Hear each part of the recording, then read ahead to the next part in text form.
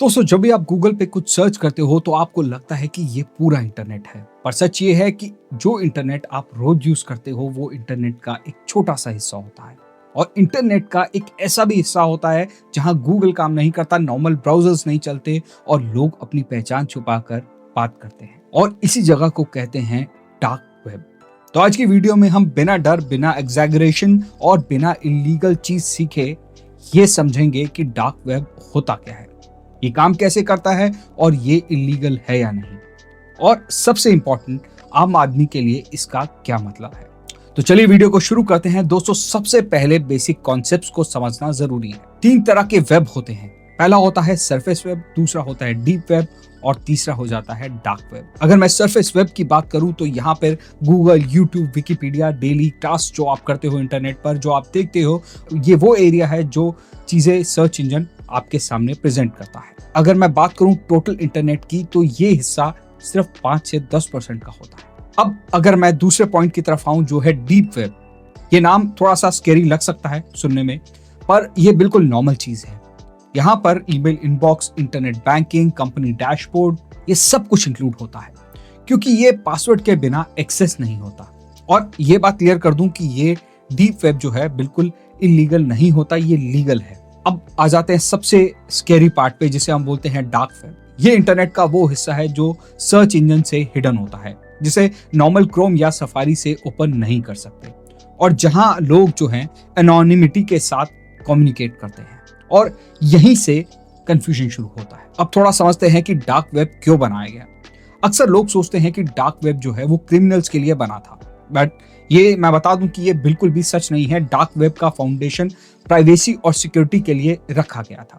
इस टेक्नोलॉजी का early use था मिलिट्री कम्युनिकेशन, रिसर्चर्स, जर्नलिस्ट और विसल ब्लोअर। अब सोचिए, अगर कोई जर्नलिस्ट किसी पावरफुल गवर्नमेंट या कंपनी के खिलाफ सच पब्लिश करना चाहता हो और उसे अपनी जान का डर हो, तो वो नॉर्मल इंटरनेट पर उसकी आइडेंटिटी ट्रेस हो सकती है और कोई भी जाके उसे अरेस्ट कर सकता है। लेकिन डार्क वेब ने यहाँ एक ऑप्शन दिया, बिना अपनी पहचान बताए आप सच बोल सकते हो। अब आप सोच रहे होंगे कि ये काम कैसे करता है। नॉर्मल इंटरनेट पर जब आप वेबसाइट खोलते हो तो आपका आईपी एड्रेस, आपकी लोकेशन और आपका डिवाइस, सब कुछ सर्वर को पता होता है।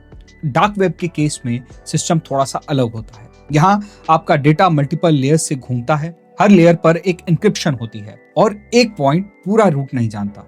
इसका मतलब यह है कि ट्रेसिंग जो है वो मुश्किल हो जाती है, लेकिन इम्पॉसिबल नहीं होती, और ये बात याद रखना बहुत जरूरी है। अब आते हैं दोस्तों नेक्स्ट सेक्शन पे कि डार्क वेब क्या इलीगल है। इसका जवाब सिंपल है, डार्क वेब खुद ही इलीगल नहीं है, डार्क वेब यूज करना भी इलीगल नहीं है, पर डार्क वेब पर की गई इलीगल एक्टिविटी इलीगल होती है। जैसे कि रोड लीगल होती है, एक्सीडेंट या क्राइम इलीगल होता है। सेम लॉजिक यहाँ भी अप्लाई होता है। इंडिया, यूएस, यूरोप, ज्यादातर कंट्रीज में डार्क वेब एक्सेस पर डायरेक्ट बैन नहीं है। अब आप सोच रहे होंगे कि ये डार्क वेब जो है यहाँ कौन लोग होते हैं। तो यहाँ पर जनरली 3 टाइप के यूजर्स देखने को मिलते हैं। पहले होते हैं प्राइवेसी फोकस लोग, जैसे कि जर्नलिस्ट, एक्टिविस्ट और रिसर्चर्स। दूसरे हो जाते हैं क्यूरियस यूजर्स, बस देखना है कि क्या क्या है यहाँ पर। जैसे इस वीडियो के बाद आप भी शायद क्यूरियस कैटेगरी में आ जाएंगे, और सबसे ज्यादा लोग इसी कैटेगरी में आते हैं। तीसरे हो जाते हैं क्रिमिनल नेटवर्क्स, जो एनोनिमिटी का मिसयूज करते हैं। और एक इंपॉर्टेंट बात, डार्क वेब का नाम बदनाम तीसरी कैटेगरी की वजह से होता है। अब थोड़े से मिथ्स के बारे में बात करते हैं दोस्तों। मिथ नंबर 1, जैसे कि आपको लगता है कि डार्क वेब पर जाते ही पुलिस पकड़ लेती है, डार्क वेब पर जाते ही क्राइम हो जाता है, और डार्क वेब सिर्फ हैकर्स ही यूज करते हैं। अब रियलिटी की बात करें तो डार्क वेब एक टूल है जैसे नाइफ, पर उसके यूज पे ये बहुत कुछ डिपेंड करता है।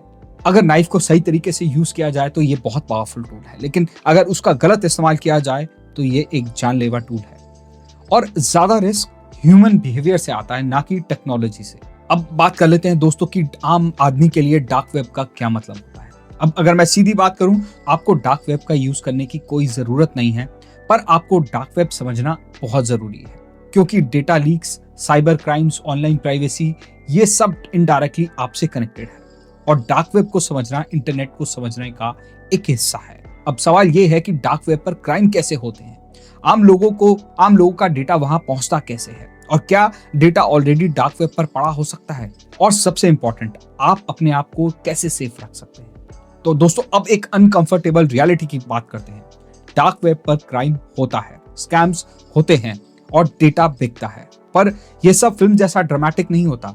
रियलिटी बहुत बोरिंग होती है और इसी वजह से डेंजरस भी होती है। अब आ जाते हैं दोस्तों उसी पॉइंट पे कि डार्क वेब पर क्राइम कैसे किया जाता है। सबसे पहले एक इंपॉर्टेंट बात, डार्क वेब पर क्राइम रैंडम क्रॉस नहीं होता, वो सरप्राइजिंगली ऑर्गेनाइज्ड होता है। दोस्तों डार्क वेब क्राइम का बेसिक स्ट्रक्चर होता है anonymous marketplace, seller ratings, buyers feedback, middleman systems, और यानी कि वो चीज जो नॉर्मल ई कॉमर्स पोर्टल पर नहीं होती, लेकिन उसका एक डिस्टॉर्टेड वर्जन कह सकते हैं आप। पर इसका मतलब ये नहीं है कि यहाँ ट्रस्ट होता है। डार्क वेब का सबसे बड़ा ट्रुथ ये है कि यहाँ कोई परमानेंट ट्रस्ट नहीं होता। अब बात करते हैं दोस्तों डार्क वेब पर ये सब डेटा जो है वो कहाँ से आता है। अक्सर लोग पूछते हैं हमारी पर्सनल इंफॉर्मेशन डार्क वेब पर कैसे पहुंच जाती है, और इसका सवाल सिंपल है दोस्तों, डार्क वेब डेटा का सोर्स नहीं है, डार्क वेब डेटा का डंपिंग ग्राउंड है। डेटा आता है कंपनी डेटा ब्रीचेस से, वीक पासवर्ड से, फिशिंग ईमेल से और इन्फेक्टेड डिवाइसेस से। मतलब कि अगर आपका डेटा लीक हुआ है तो पहला क्राइम डार्क वेब पर नहीं हुआ, वो पहले ही हो चुका है और डार्क वेब पर जस्ट उसको डाला गया है। अब आप सोच रहे होंगे कि क्या आपका पर्सनल डेटा वगैरह जैसी चीजें भी वहां पे बिकती हैं, और इसका आंसर है हाँ। पर एक यहाँ मिसकंसेप्शन थोड़ा सा क्लियर करना जरूरी है, क्योंकि डार्क वेब पर एक आदमी की पूरी लाइफ प्रोफाइल नहीं होती, और होती भी है तो बहुत रेयरली होती है।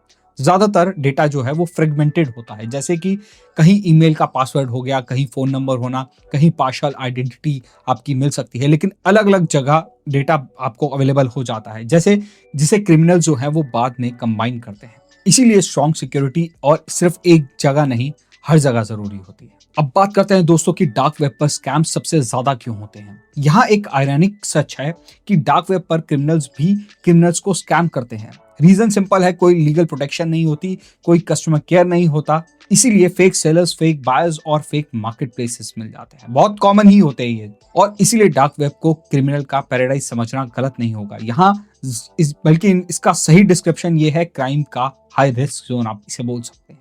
अब सबसे इंपॉर्टेंट सवाल कि क्या पुलिस डार्क वेब पर पहुंच नहीं सकती या कुछ कर नहीं सकती, ये सबसे पॉपुलर मिथ है। रियलिटी की अगर हम बात करें तो law enforcement agencies dark web को मॉनिटर करती हैं, अंडर कवर ऑपरेशन चलाती हैं और इंटरनेशनल कोऑपरेशन करती हैं। डार्क वेब एनोनिमस होता है, ये बात करेक्ट है, पर लॉ एनफोर्समेंट ब्लाइंड नहीं होती। हिस्ट्री ने रिपीटेडली दिखाया है कि एनोनिमस सिस्टम्स भी पेनिट्रेट किए जा सकते हैं, टाइम लगता है पर इम्पॉसिबल नहीं होता। इसीलिए ये सोचना कि डार्क वेब पर कुछ भी करके आप बच जाओगे तो बहुत डेंजरस मिसअंडरस्टैंडिंग है। डार्क वेब का सबसे बड़ा खतरा क्या है, अगर मैं बात करूं तो सबसे बड़ा खतरा है हैकर्स नहीं, डार्क वेब टेक्नोलॉजी भी नहीं, सबसे बड़ा खतरा है ह्यूमन साइकोलॉजी। लोग सोचते हैं बस देख ही तो रहा हूं, मेरा क्या ही होगा, एक क्लिक से क्या फर्क पड़ जाने वाला है। लेकिन डार्क वेब पर एक गलत लिंक, एक फेक पेज और एक क्यूरियोसिटी क्लिक आपको मालवेयर, स्कैम्स या लीगल ट्रबल में डाल सकता है। अब बात करते हैं कि क्या आपका जो डेटा है वो ऑलरेडी डार्क वेब पर हो सकता है, तो इसका आंसर है हाँ, हो सकता है। और अगर ये आपकी गलती हो तो जरूरी नहीं है किसी भी कंपनी का डेटा ब्रीच हुआ हो जहां आपका अकाउंट था, तो आप इनडायरेक्टली इंपैक्ट हो सकते हो। इसका सॉल्यूशन पैनिक नहीं है, सॉल्यूशन अवेयरनेस और हाइजीन है। अब थोड़ा सा पॉइंट पे बात करते हैं कि आम आदमी खुद को कैसे इससे सेफ रख सकता है। यहाँ डार्क वेब से बचने का सबसे प्रैक्टिकल पार्ट है रियलिस्टिक सेफ्टी स्टेप्स, जैसे कि स्ट्रॉन्ग और यूनिक पासवर्ड रीयूज अवॉइड करना, सस्पिशियस लिंक्स को इग्नोर करना और सॉफ्टवेयर अपडेट्स रेगुलरली करना, क्यूरियोसिटी क्लिक्स को कंट्रोल करना, बहुत ध्यान से क्लिक करना। और दोस्तों डार्क वेब से दूर रहना सिक्योरिटी गारंटी नहीं देता, पर डिजिटल डिसिप्लिन आपको काफी हद तक सेफ रख सकता है। अब आते हैं नेक्स्ट सवाल की ओर, जहां आप कई बार लोगों ने सुना क्या डार्क वेब फ्यूचर में खत्म हो सकता है, तो इसका आंसर है नहीं। जब तक सर्वेलेंस बढ़ेगी, प्राइवेसी की डिमांड रहेगी, तब तक एनोनिमस सिस्टम्स भी रहेंगे। डार्क वेब कोई एलियन दुनिया नहीं है, ये इंटरनेट का एक रिएक्शन मैकेनिज्म है। डार्क वेब दोस्तों ना तो कोई हीरो है ना कोई विलन है, ये एक मिरर है जो कि सोसाइटी की डार्क साइड दिखाता है। इंटरनेट का शैडो वर्जन कह सकते हैं आप इसे। और अगर हम टेक्नोलॉजी को समझें, अवेयरनेस बढ़ाएंगे और क्यूरियोसिटी के साथ कॉशियस रहेंगे, तो डार्क वेब से डर कम होगा और कंट्रोल ज्यादा होगा। और अगर आपको इस वीडियो से कुछ नया समझने को मिला हो, और अगर आपको लगा हो कि इंटरनेट को देखने का एक नया प्रोस्पेक्टिव मिला हो, तो ये वीडियो को लाइक कीजिए और चैनल को सब्सक्राइब कीजिए, क्योंकि यहाँ हम सिर्फ ट्रेंडिंग टॉपिक्स नहीं उठाते, हम उन्हें लॉजिकली फैक्ट बेस्ड तरीके से समझने की कोशिश करते हैं, क्योंकि नॉलेज ही आज की डिजिटल दुनिया की सबसे बड़ी सिक्योरिटी है। तो मिलते हैं आपसे नेक्स्ट वीडियो में, तब तक के लिए धन्यवाद।